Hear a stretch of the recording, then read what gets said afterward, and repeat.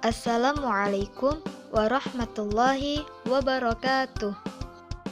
Halo teman-teman, perkenalkan nama saya Latifah Fitriana. Saya dari kelas PAI 7 2019. Jurusan saya di sini yaitu Pendidikan Agama Islam dan saya kuliah di kampus Universitas Islam Negeri Raden Fatah Palembang. Di sini saya akan menampilkan video pembelajaran dengan tema resume materi kuliah pengembangan media dan sumber belajar untuk ketentuan tugas praktik ujian akhir semester dari dosen pengampu yaitu Bapak Muhammad Zulfikar MPD. Baiklah teman-teman, jangan lupa ya untuk like, comment, and subscribe. Mari kita lanjut untuk menyaksikan video pembelajaran ini. Di sini saya akan menjelaskan materi pengembangan media dan sumber belajar. Yang pertama, konsep dasar teknologi dalam pendidikan. Ada beberapa pendapat mengenai pengertian teknologi. Istilah yang digunakan dalam bahasa Inggris, instructional technology atau educational technology. Jadi, yang diutamakan ialah media komunikasi yang berkembang pesat dan dapat dimanfaatkan dalam pendidikan. Alat-alat teknologi ini lazim disebut hardware atau TV, radio, dan komputer. Selain itu, ada juga dua pendekatan perangkat teknologi, yaitu yang pertama perangkat lunak atau software. Menurut pendekatan ini, teknologi merupakan prinsip ilmiah dalam memecahkan masalah.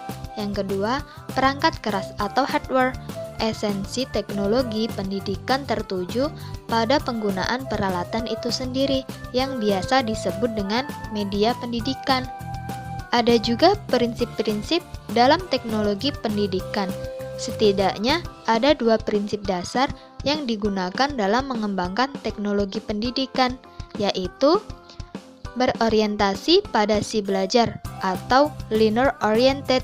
Yang kedua, menggunakan pendekatan sistem. Dan yang ketiga, pemanfaatan sumber belajar secara luas dan maksimal. Mari kita lanjut untuk materi yang kedua, yaitu teknologi sebagai sebuah pendekatan dalam problematika pendidikan. Inovasi teknologi dalam dunia pendidikan atau inovasi media pembelajaran.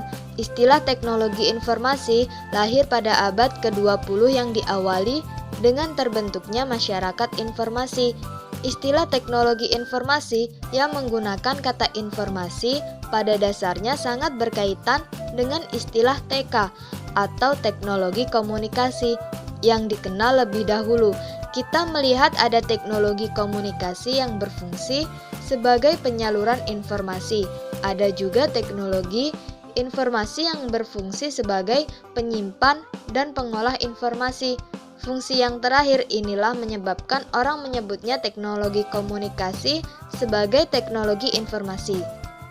Ada juga kelebihan dan kekurangan dari teknologi informasi di bidang pendidikan tersebut. Yang pertama, kelebihan teknologi informasi.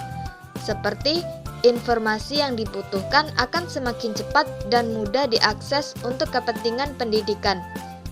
Inovasi dalam pendidikan semakin berkembang dengan adanya inovasi e-learning yang semakin memudahkan proses pendidikan, serta kemajuan TIK juga akan memungkinkan berkembangnya kelas virtual atau kelas yang berbasis telekonferensi yang tidak mengharuskan sang pendidik dan peserta didik berada dalam satu ruangan.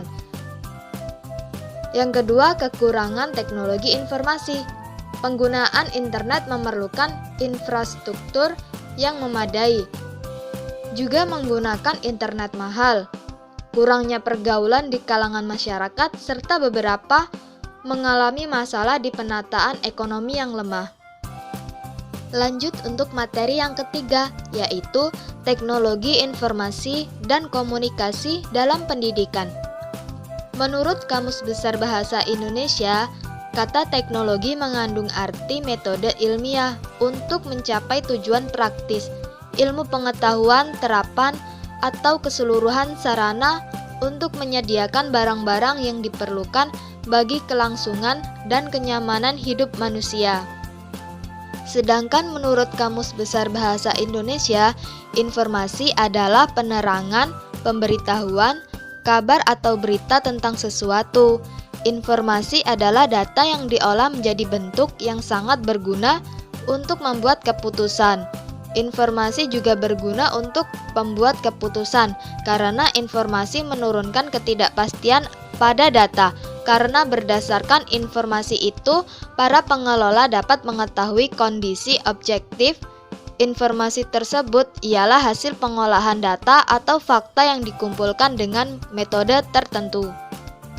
Ada juga pemanfaatan teknologi informasi dan komunikasi sebagai media pembelajaran penggunaan TIK dalam kegiatan pembelajaran, yaitu memiliki 3 fungsi. Yang pertama, teknologi berfungsi sebagai alat bantu bagi pengguna dan siswa dalam proses belajar hingga keadministrasian.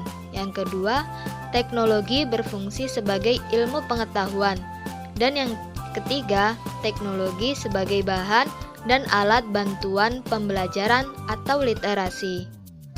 Materi yang keempat yaitu media pendidikan dalam proses pembelajaran. Media pendidikan atau pembelajaran adalah suatu benda yang dapat dihindari, khususnya penglihatan dan pendengaran, baik yang terdapat di dalam maupun di luar kelas, yang digunakan sebagai alat bantu penghubung atau media komunikasi dalam proses interaksi belajar mengajar untuk meningkatkan efektivitas hasil belajar siswa. Menurut Asnawir dan Bashiruddin Usman dalam bukunya yang berjudul Media Pembelajaran, menjelaskan bahwa media merupakan sesuatu yang bersifat menyalurkan pesan dan dapat merangsang pikiran, perasaan, dan kemauan audien atau siswa sehingga dapat mendorong terjadinya proses belajar pada dirinya. Selain itu, apabila media dipahami secara garis besar adalah manusia, materi, atau kejadian yang membangun kondisi yang membuat siswa mampu memperoleh pengetahuan, keterampilan, atau sikap. Secara lebih khusus, pengertian media dalam proses belajar mengajar cenderung diartikan sebagai alat-alat grafis, fotografis, atau elektronis untuk menangkap, memproses, dan menyusun kembali informasi visual atau verbal. Jadi yang dimaksud dengan media pendidikan adalah alat, metode, dan teknik yang digunakan dalam rangka lebih mengefektifkan komunikasi dan interaksi antara pendidik dan anak-anak didik dalam proses pendidikan dan pengajaran di sekolah. Selain itu, ada juga fungsi utama media pembelajaran, yaitu sebagai alat bantu mengajar yang turut mempengaruhi iklim, kondisi, dan lingkungan belajar yang ditata dan diciptakan oleh pendidik. Pemakaian media pembelajaran dalam proses belajar mengajar dapat membangkitkan keinginan dan minat yang baru, membangkitkan motivasi dan rangsangan kegiatan belajar, dan bahkan membawa pengaruh-pengaruh psikologis terhadap siswa. Lanjut untuk materi yang kelima, yaitu kriteria penggunaan media pendidikan. Dalam memilih media untuk keperluan pembelajaran, minimal memperhatikan atau berpedoman pada kriteria, yakni yang pertama, ketepatannya dengan tujuan pembelajaran. Yang kedua, dukungan terhadap isi bahan pembelajaran. Yang ketiga, kemudahan memperoleh media. Yang keempat, keterampilan guru dalam mempergunakannya. Yang kelima, tersedianya waktu untuk menggunakannya sehingga dapat bermanfaat bagi peserta didik selama pengajaran berlangsung. Yang keenam, sesuai taraf berpikir peserta didik sehingga materi yang disajikan dapat dicerna sesuai dengan tingkatnya. Tidak menarik jika angka-angka, persen, grafik disajikan kepada anak SD, sehingga yang tepat bagi usia mereka adalah gambar dan warna-warna yang menarik. Prinsip umum yang harus dihayati guru dalam menggunakan media sebagai alat bantu yaitu menggunakan media pembelajaran harus dipandang menjadi satu kesatuan dengan proses. hendaknya dipandang sebagai sumber data pelengkap.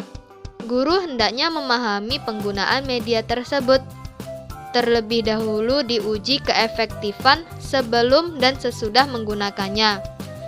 Efektif dan efisien jika dikelola dan diorganisir dengan baik, serta penggunaan multimedia pembelajaran akan merangsang gairah belajar peserta didik. Selain melihat prinsip umum, ada beberapa faktor yang harus guru perhatikan dalam cara memilih dan menggunakan media pembelajaran, yaitu tujuan mengajar, ketepatan dari bahan pelajaran dan media, metode mengajar, keadaan peserta didik, mutu teknis, serta biaya.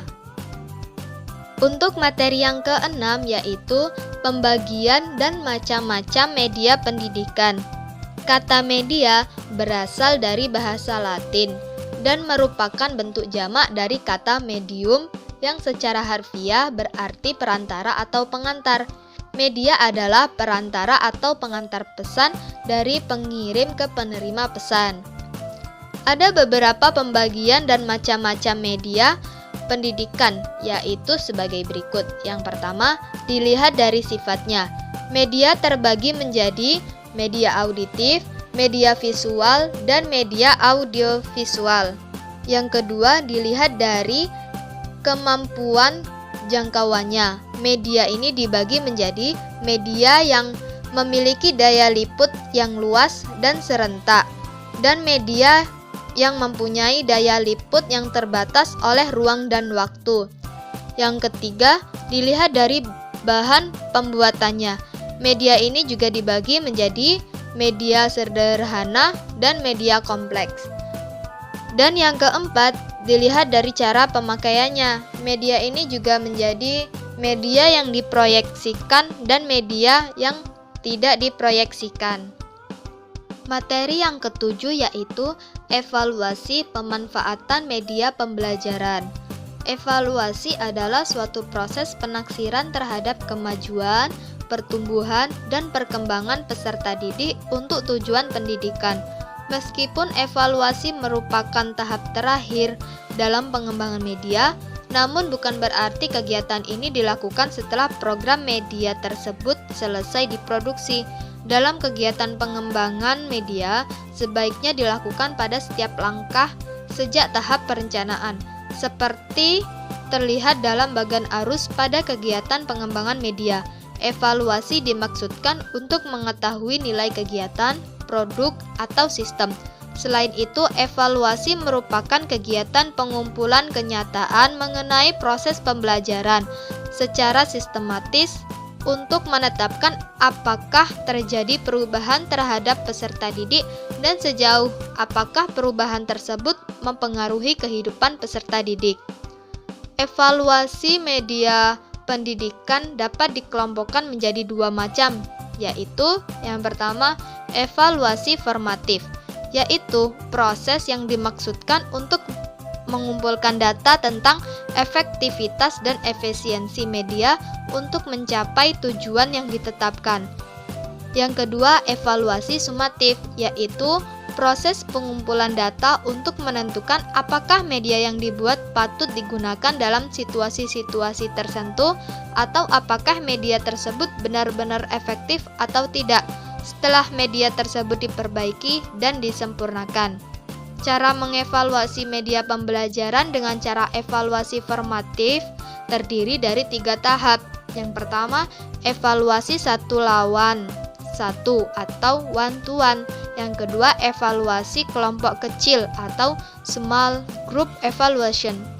Dan yang ketiga, evaluasi lapangan atau field evaluation. Materi yang ke-8 yaitu produksi media pendidikan berupa gambar. Media merupakan suatu perantara atau pengantar untuk menyalurkan informasi. Association for Education and Communication Technology mendefinisikan media yaitu segala bentuk yang dipergunakan untuk suatu proses penyaluran informasi. Sedangkan Education Association mendefinisikan media sebagai benda yang dimanipulasikan dilihat, didengar, dibaca, atau dibicarakan beserta instrumen yang dipergunakan dengan baik dalam kegiatan belajar mengajar dan mempengaruhi efektivitas program instruksional. Dari beberapa definisi tersebut, bahwa pengertian media merupakan sesuatu yang bersifat menyalurkan pesan dan dapat merangsang pikiran, perasaan, dan kemauan audien atau siswa, sehingga dapat mendorong terjadinya proses belajar mengajar pada dirinya. Media gambar memiliki jenis yang bermacam-macam. Beberapa di antaranya yaitu media bagan, grafik, media diagram, poster, karikatur, dan kartun, serta media gambar atau foto. Materi yang kesembilan yaitu pengembangan media pembelajaran berbasis audio. Media audio adalah media yang mengandung pesan hanya dalam bentuk auditif atau hanya dapat didengar, yang dapat merangsang pikiran, perasaan, perhatian, dan kemauan pendengar untuk mempelajari isi tema. Terdapat juga beberapa pertimbangan yang harus diperhatikan oleh guru apabila akan menggunakan media audio bagi peserta didik, yaitu yang pertama, sesuaikan kemampuan anak.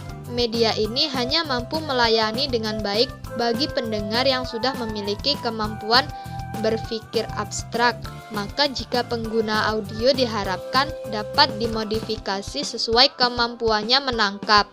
Yang kedua, teknik yang sesuai. Media ini membutuhkan pemusatan perhatian yang lebih tinggi, maka jika digunakan pada audio, diperlukan teknik-teknik tertentu. Dan yang ketiga, tambah visual. Karena sifatnya auditif, jika ingin mendapat hasil yang lebih, diperlukan pengalaman-pengalaman yang bersifat visual. Adapun manfaat yang akan diperoleh jika pendidik memanfaatkan media audio ataupun radio sebagai media pembelajaran. Tugas pendidik akan lebih ringan jika dibandingkan dengan tanpa menggunakan media audio. Pemanfaatan bahan ajar audio dalam kegiatan pembelajaran terutama digunakan dalam pengajaran, musik literary, atau pembacaan sajak dan kegiatan dokumentasi. Pengajaran berbahasa asing, baik secara audio ataupun audio visual. Media audio sangat cocok untuk menyampaikan materi-materi pembelajaran yang erat kaitannya dengan masalah cerita dan bunyi. Selain itu, media ini juga sangat cocok untuk mengembangkan daya imajinasi peserta didik. Materi yang ke-10 yaitu pengembangan media pembelajaran berbasis audiovisual. Media audiovisual adalah media penyaluran pesan dengan memanfaatkan indera pendengaran dan penglihatan biasa disebut media pandang dengar. Dengan media pembelajaran berbasis audiovisual ini menyajikan isi tema lebih lengkap dan optimal. Jenis media audiovisual yang akan kita kembangkan adalah video. Video adalah seperangkat komponen atau media yang mampu menampilkan gambar sekaligus suara dalam waktu yang bersamaan. Ada beberapa manfaat menggunakan media berbasis visual. Yang pertama, film dan video dapat melengkapi pengalaman-pengalaman dasar dari siswa ketika mereka membaca, berdiskusi, praktik, dan lain-lain. Film merupakan pengganti alam sekitar dan bahkan dapat menunjukkan objek yang secara normal tidak dapat dilihat, seperti cara kerja jantung ketika berdenyut. Yang kedua, film dan video dapat menggambarkan suatu proses secara tepat yang dapat disaksikan secara berulang-ulang jika dipandang perlu. Yang ketiga, di samping mendorong dan meningkatkan motivasi, film dan video menanamkan sikap dan segi-segi afektif lainnya. Yang keempat, film dan video yang mengandung nilai-nilai positif dapat mengundang pemikiran dan pembahasan dalam kelompok siswa. Yang kelima, film dan video dapat menyajikan peristiwa yang berbahaya bila dilihat secara langsung. Yang keenam, film dan video dapat ditunjukkan kepada kelompok besar atau kecil, kelompok yang heterogen maupun perorangan. Yang terakhir, dengan kemampuan dan teknik pengambilan gambar frame demi frame, film yang dalam kecepatan normal memakan waktu 1 minggu dapat ditampilkan 1 atau 2 menit. Media pembelajaran audiovisual memiliki langkah-langkah dalam penggunaannya, seperti halnya media pembelajaran lainnya. Langkah-langkah pembelajaran menggunakan media audiovisual yaitu persiapan, pelaksanaan atau penyajian, serta tindak lanjut. Baiklah, itu saja yang dapat saya sampaikan. Untuk pesan dan kesan yang ingin saya sampaikan yaitu, saya ucapkan terima kasih banyak yang sebesar-besarnya kepada Bapak yang telah membimbing kami selama 1 semester ini. Karena selama saya mengikuti mata kuliah ini, saya mendapatkan banyak tambahan ilmu dan juga pengetahuan. Bukan hanya itu, banyak juga pengalaman dan hal-hal yang lain, terutama tugas yang diberikan oleh Bapak selama 1 semester ini menurut saya cukup variatif dan kreatif. Untuk pesan saya, berharap kepada Bapak semoga kedepannya lebih baik lagi dalam proses pembelajaran dan semakin menarik, serta memberikan tugas di mana mahasiswanya dilatih untuk membuat postingan sendiri sesuai dengan pendapatnya masing-masing, sehingga bisa dilihat sejauh mana mahasiswa memahami tugas yang Bapak berikan selama proses perkuliahan. Baiklah, mungkin hanya itu pesan dan kesan yang bisa saya sampaikan. Apabila ada tutur kata yang kurang berkenan di hati Bapak, Ibu, serta teman-teman, saya mohon maaf. Kepada Allah saya mohon ampun. Saya akhiri, wabillahi taufik wal hidayah. Wassalamualaikum warahmatullahi wabarakatuh. Ya Habibi ya Muhammad, ya Nabi salam alaika, ya Rasul salam alaika, ya Habib salam alaika, salawat